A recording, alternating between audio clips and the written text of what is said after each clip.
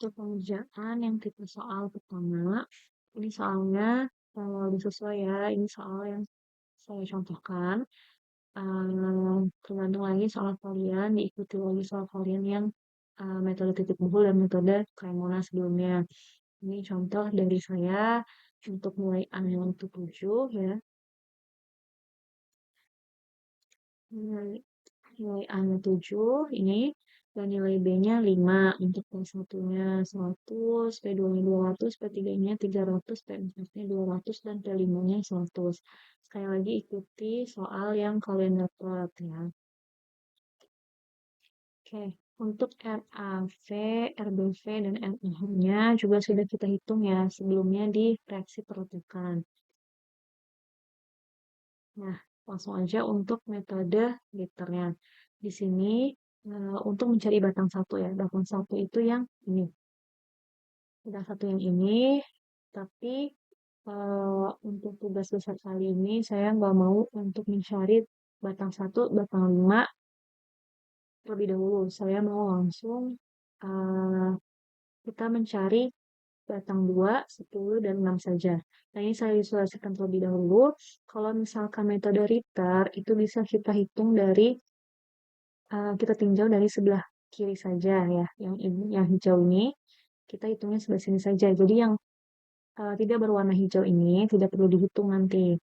Nah, kemudian kalaupun kalian mau menghitung dari sebelah kanan pun boleh. Jadi yang batang hijau ini kita hitung semua nih dari RBV, tapi RAH sama RAV-nya nggak perlu dihitung. Sama P1-nya nggak perlu dihitung. Jadi kita bisa mencari batang 1 dan batang 5 dari sisi kanan, bisa juga mencari batang 1 dan batang 5 dari sisi sebelah kiri. Kayak gitu. Cuma nanti bedanya kalau misalkan dari sebelah kiri kan ini ditinjaunya sedikit ya. Hanya ada NOV, P1, dan RAH. Tapi kalau misalkan dari tinjau dari sebelah kanan, nanti akan banyak nih. Ada RBV, ada P5, P4, P3, P2, dan itu untuk mencari si batang 1 dan batang 5. Kayak gitu. Nah, langsung aja kita nggak perlu dari ujung ya. Jadi si metode Ritter ini kita nggak perlu cari dari ujung. Misalnya kita mau cari langsung di tengah juga bisa kayak gitu. Oke, jadi langsung aja kita coba mencari batang yang 6 dulu nih. Kita mau mencari batang 2, batang 10, dan batang 6. Nah, kita coba ya untuk mencari batang 6 terlebih dahulu. Jadi gimana caranya? Kalau misalkan metode Ritter, bedanya dengan metode titik pukul itu kalau metode Ritter kita meninjau dari momen, jadi sigma momen. Tapi kalau misalkan titik buku, kita meninjaunya sigma V. Ya, kalau misalkan titik buku kan kita bisa biasanya sigma V dan sigma HE. Nah, tapi kalau misalkan metode Ritter, kita meninjaunya dari sigma M momen gitu. Nah, oke, ini soalnya keseluruhannya. Dari sigma momen. Nah, jadi gimana? Oke, untuk mencari batang 6 ya. Di sini ada batang 2 dan batang 10. Nah, kita lihat untuk mencari batang 6, kita harus mencari titik di mana dua batang yang tidak diketahui, batang 2 dan 10 ini, itu bertemu di satu titik. Jadi batang 2 ini bertemu dan batang 10 ini bertemu di titik C ya. Kalau ke sini dia di titik D, dia nggak ketemu si batang 10. Kalau ke sini dia ke titik G, malah ketemunya batang 6. Jadi kalau misalkan kita mencari batang 6, kita cari titik di mana batang 2 dan batang 10 itu bertemu gitu. Jadi di sini. Nah, oke, kita hitung dulu ya. Nanti beda lagi kalau untuk mencari batang 10 dan batang 2. Kita cari dulu untuk si batang C. Jadi kita meninjau di titik C ya. Sorry, kita mencari batang 6, kita meninjau titik C. Berarti di sini kita tulis sorry,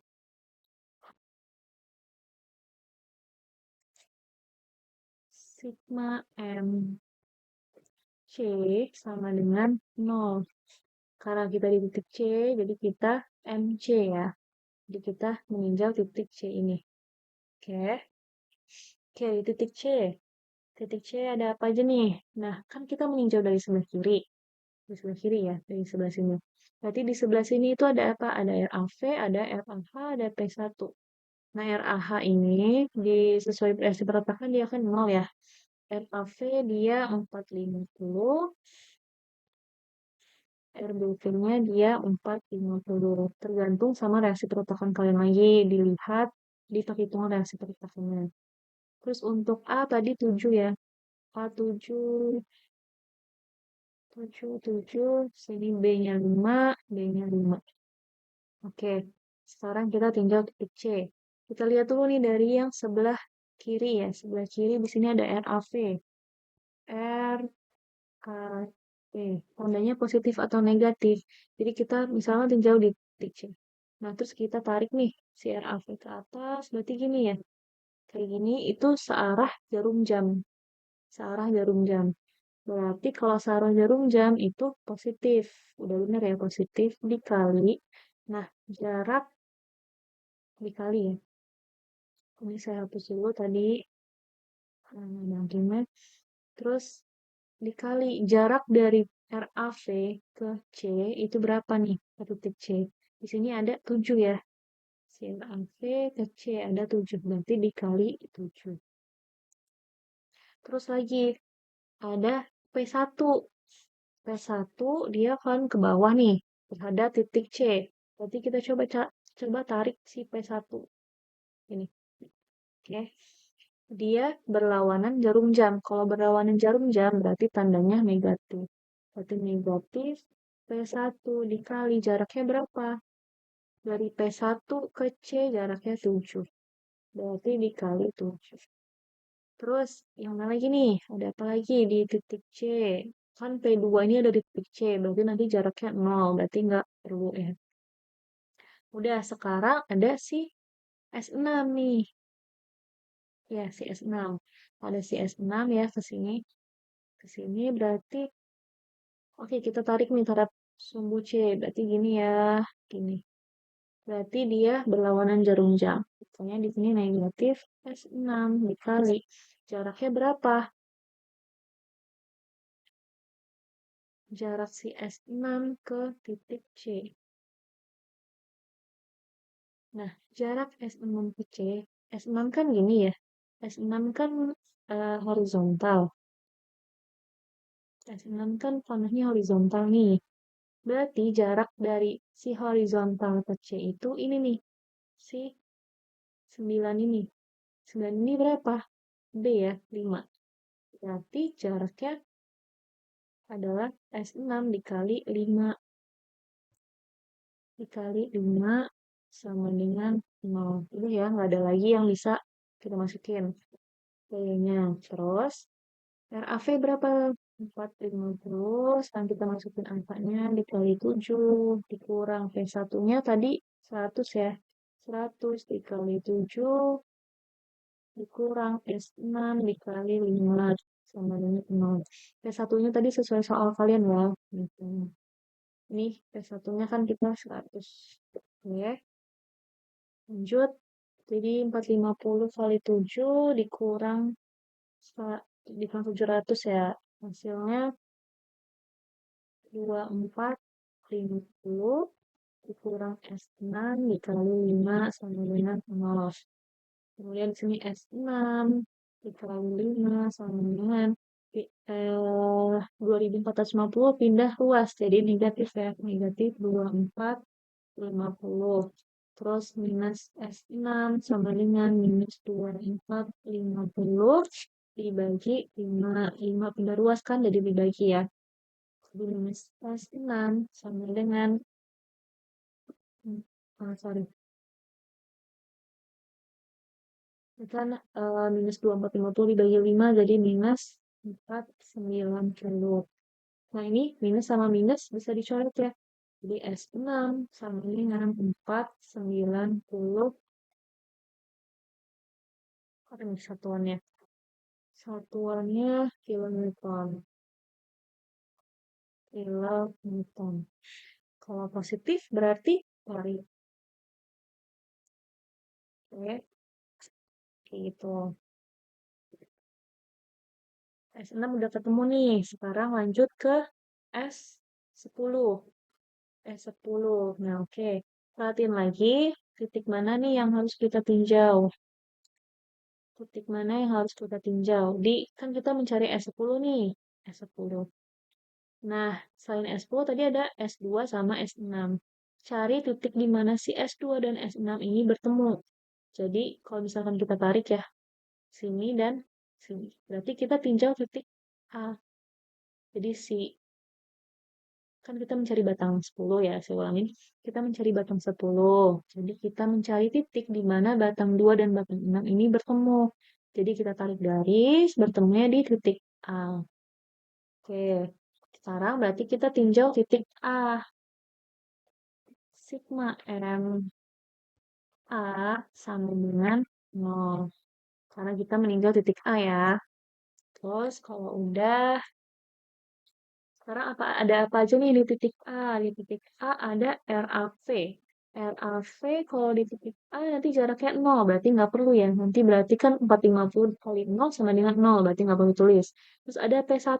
P1 juga berada di titik A. Berarti kalau P1 berada di titik A, nanti hasilnya 0 juga. Berarti nggak perlu ditulis. Terus ada apa lagi nih? Ada P2. Ini kita titiknya di sini ya.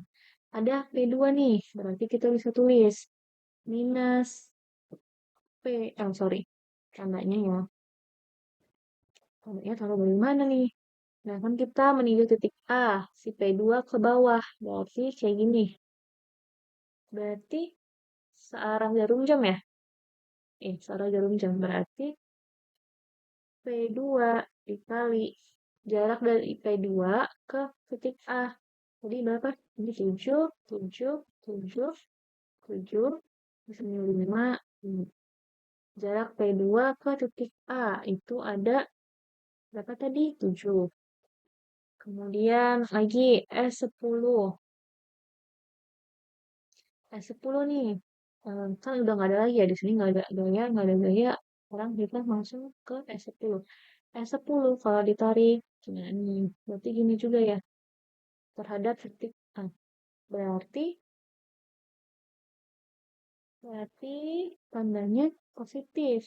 Positif S10 dikali jaraknya berapa? Jarak S10 ke titik A. Oke, karena di sini belum diketahuin ya, jaraknya itu gini. Jaraknya itu gini. Nih, jaraknya ini. Atau bisa juga jaraknya gini.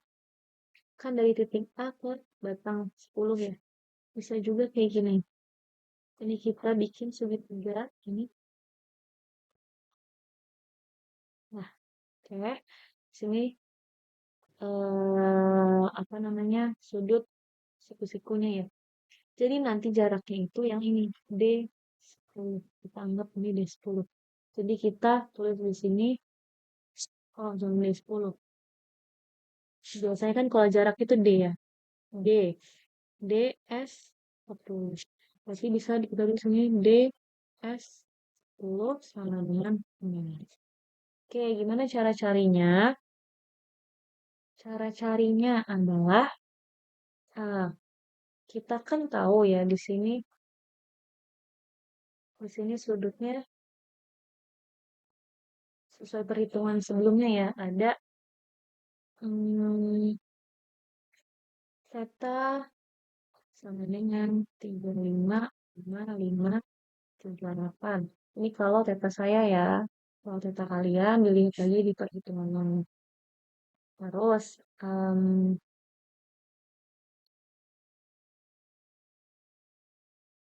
oke. Terus theta yang di sebelah sini itu kan sama dengan theta yang sebelah sini ya. Nih, sama ya, ini sudutnya sama. Jadi yang sudut sebelah yang saya kasihkan tadi. Ini yang sudut sebelah sini sama sebelah sini itu sama, sama-sama 35,538, sama-sama theta. Begitu. Nah, oke. Sekarang si segitiga itu, sorry, sangat merah. Ini kan segitiga ya. Kalau misalkan sudut itu ada sin, cos, samatan ya, maksudnya rumusnya gitu. Kalau sin itu kan dia depan, sisi depan per sisi miring ya, sisi depan per sisi miring. Oke, kita kan mencari sudut yang ini nih, mencari panjang yang ini nih, DS10 ini. Ya, mencari yang ini nih, selatan. Kita kan mencari yang ini, panjangnya berapa nih? Nah, kalau kita menggunakan sudut yang ini, berarti kan depan, ya. Depannya kita tulis. Oh, sorry. Ini enggak gini. Jadi sin theta sama dengan depan per miring gitu ya. Nah, jadi misalkan ini sin. Sin tetanya kan tadi kita udah tahu ya. 35,538. Terus depannya kan yang kita mau cari nih. Si D pas 10 per. Miringnya yang mana? Miringnya itu yang ini. Coba kalau misalkan kita gambar ulang ya, kayak gini nih. Gambarnya itu kayak gini. Jadi ini itu mana ya? Ini G.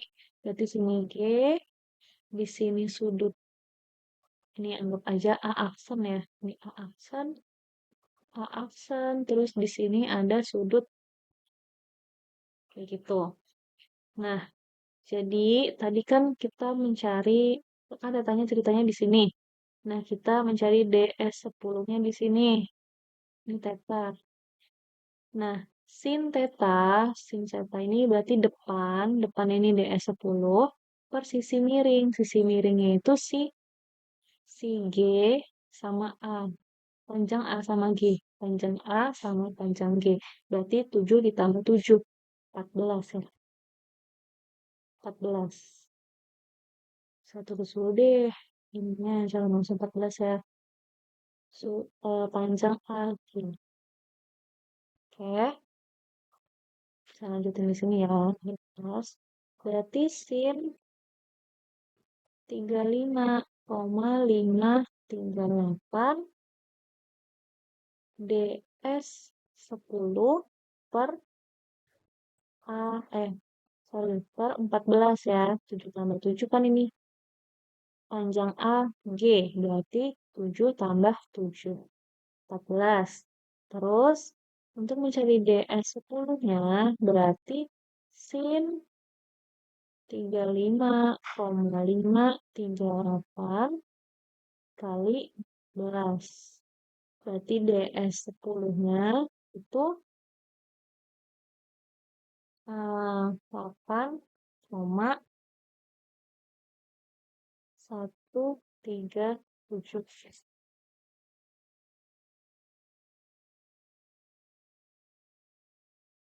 Nah, udah dapet nih kita DS10-nya. Berarti kita bisa masukin ya ke sini.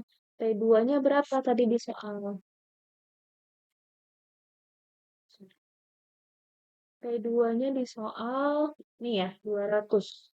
Berarti kita bisa tulis di sini 200 dikali 7 ditambah S10-nya berapa nih? S10-nya belum diketahui, sorry. S10 dikali DS10-nya 8,137 sama dengan 0. 200 dikali 7 berarti 1400. Tambah S10 dikali 8,137 sama dengan 0. S10 dikali 8,137 pindah ruas jadinya minus 1400 ya. 1400 berarti S10 minus 1400 per ini pindah ruas jadi dibagi 8,137. Berarti S10 sama dengan minus 172,053 ya. S10 udah ketemu. Semoga bisa dipahamin ya untuk mencari si DS10 ini bisa Kalian coba ulangin lagi kalau misalkan belum terlalu paham.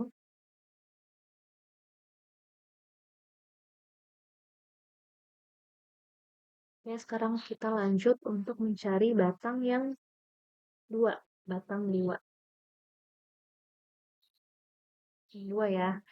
Nah, tadi kan kita udah cari batang 6 sama batang 10 ya. Sekarang kita mencari batang 2.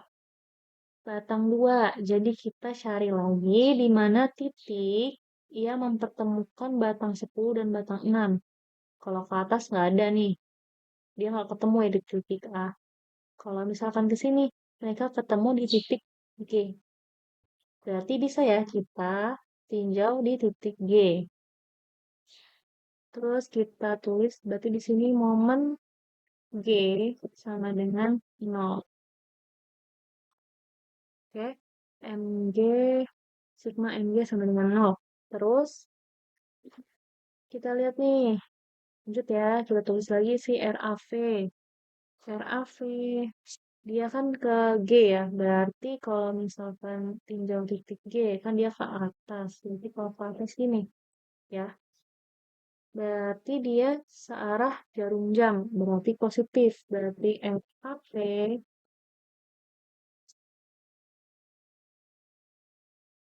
dikali jarak dari RAV ke G-nya berapa?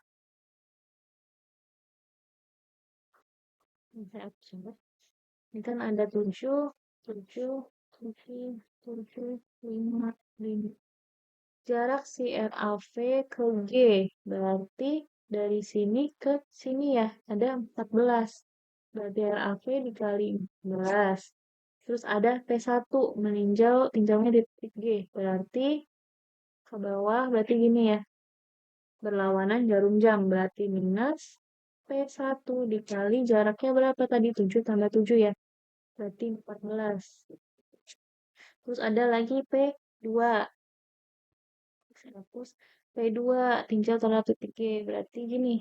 Berarti berlawanan jarum jam. Berarti minus P2 dikali jaraknya berapa nih dari P2 ke G? 7 ya. Dikali 7. Nah, sekarang si S2. S2-nya.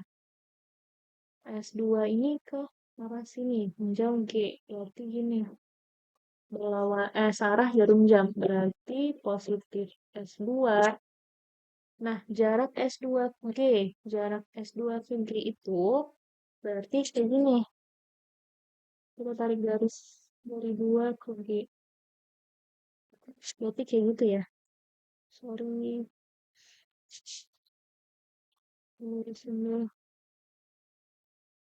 Nah, kayak gitu. Di sini ada di sini 90 derajat siku-siku. Jadi kita bisa tulis di sini DS2 dikali DS2 sama dengan 0. Nah, sekarang masukin, oh ya, kita cari dulu DS2-nya ya. Kita cari si DS2. Nah, coba kalian perhatikan si DS2 ini ya. Saya gambar ulang, ini udah segitiga siku-siku. Jadi di sini DS2, terus di sini ada titik A, ya, ini A, sini G, ya, G-nya berarti di sini. Di siku-siku sini anggap saja titik, apa ya, G aksen atau DC aksen? C aksen aja deh, C aksen gitu ya. Ini kan dekat C ya, oke, saya tulis saja sini C aksen. Ya, segitiganya udah kayak gini. Ya, kalau misalkan gitu jelas, dia segitiganya ini yang bawah ya, DS2. Terus ini sisi miringnya, si AG, yang ini tingginya, si A, C aksen ini tingginya. Oke, sekarang berarti kan di sini di titik A, ini kan ada theta ya. Berarti bisa kita tulis di sini theta. Theta. Nah, dengan rumus yang sin tadi sama, jadi sin theta sama dengan sisi depan per sisi miring. Ya, sisi depan per sisi miring. Tadi sin tetanya berapa? 35,538. Depannya, ini kan teta sudutnya di sini. Berarti sudut depannya yang ini nih. Sudut depannya ini. Si D, DS2. Sisi miringnya yang mana? Sisi miringnya yang ini. Ya, saya tunjukin deh. Ini kan sudut yang ditinjau nih, si sin theta. Nah, sudut depannya itu yang ini. Depan si sudut ini kan ada DS2. Berarti kita tulis nih, depannya si DS2. Sisi miringnya yang mana? Sisi miringnya yang ini. Si A, G. Berarti kita tulis nih di sini. Kita tulis A, G. Oke. Sekarang kita tulis ulang nih. Si A-nya kan udah dimasukin ya. 35,5 sorry 538 DS2 AG-nya berapa nih? Sisi A sampai G ini ada 7 ditambah 7 ya, 14. Oke, selanjutnya di sebelumnya berarti DS2 sama dengan sin 35,538 dikali 14. Berarti DS2-nya berapa? 8,137. Oke, kalau udah sekarang kita masukin nih, semuanya udah tahu ya. Nilainya berapa? Tadi RAV-nya 450, RBV-nya 450 ya. Berarti RAV kita masukin, RAV 450 dikali 14 dikurang P1-nya berapa? Tadi P1-nya 100 ya. 100 dikali 14 nih ya. P1 ini, P2 ini ya. P1-nya 100, P2-nya tadi 200 ya. 200 dikali 7 ditambah S2 yang kan S2-nya dicari ya. Dikali DS2-nya berapa nih tadi? Si 8,137 sama dengan 0. Udah. Sekarang kita totalin dulu nih. Berapa ya? 3.500. Saya udah hitung ya, ini 3.500 ditambah S2 dikali 8,137 sama dengan 0. Berarti S2 sama dengan 3.500 minus ya, minus karena pindah ruas. Oke, ini dulu deh. S2 sama dengan dikali 8,137. Ini kan pindah ruas jadi minus 3.500. Terus S2 sama dengan minus 3.500. Ini pindah ruas jadi dibagi 8,137. Berarti S2-nya sama dengan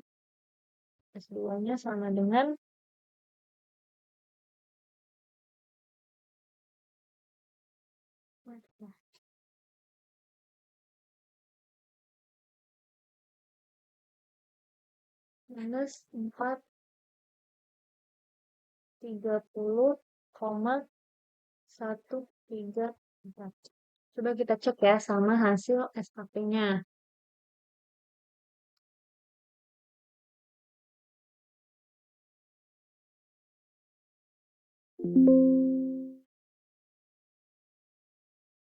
Oke, kita coba cek sama hasil SKP-nya. Salah satu ini ya. Nah, ini ya tadi si S2-nya minus 430,12. Ini tadi nih 430,134 nggak apa-apa. Kalau beda sedikit nggak apa-apa.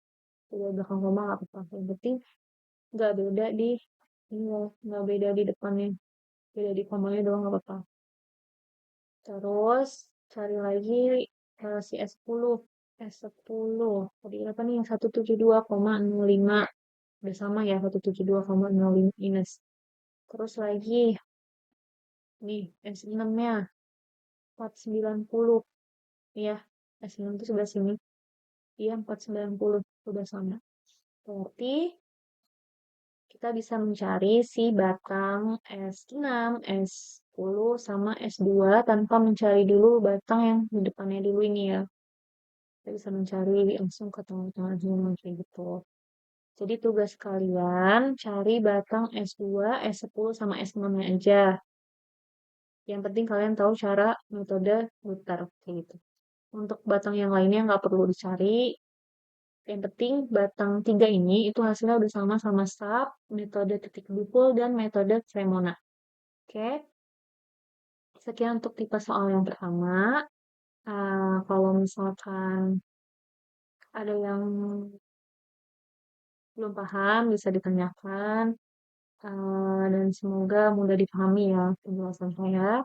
Wassalamualaikum warahmatullahi wabarakatuh.